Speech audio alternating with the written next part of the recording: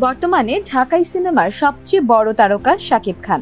2 যুগেরও বেশি সময়ের ক্যারিয়ারে প্রায় 1 যুগ ধরে ঢালিউড ইন্ডাস্ট্রিতে রাজত্ব করছেন তিনি। ঈদ কিংবা বড় কোনো উৎসব মানেই প্রেক্ষাগৃহে শাকিবের ছবি।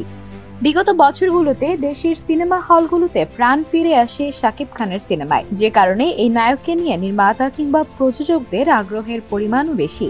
তবে সম্প্রতি সময়ে একের পর এক সাফল্যে সিনেমার পরিমাণ কমিয়ে আনছেন শাকিব খান। বছরে 2 থেকে 3টির বেশি সিনেমায় কাজ করছেন না তিনি। বেছে বেছে ভালো গল্প ও বড় পরিসরে কাজকেই প্রাধান্য দিচ্ছেন এই নায়ক। আর এই কারণে নিজের পারিশ্রমিকও বাড়িয়েছেন তিনি। বিগত বছরগুলোতে সিনেমা প্রতি কখনো 40 লাখ 50 লাখ করে নিলেও প্রিয়তমা সিনেমার প্রায় 1 কোটি পারিশ্রমিক নিয়েছিলেন এই তারকা।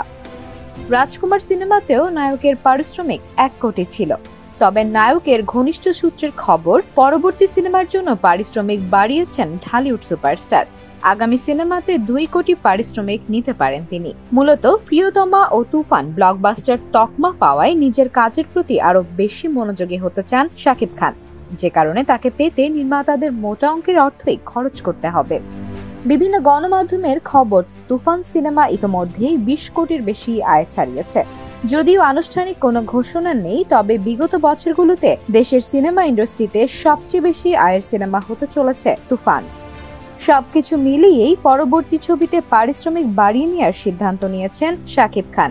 ইতোমধ্যেই দেশের চলচ্চিত্র ইন্ডাস্ট্রির সবচেয়ে বেশি পারিশ্রমিক নেওয়ার তারকা তিনি। সেই পারিশ্রমিক আরও বাড়িয়ে নিজেকেই যেন ছাড়িয়ে যাচ্ছেন শাকিব।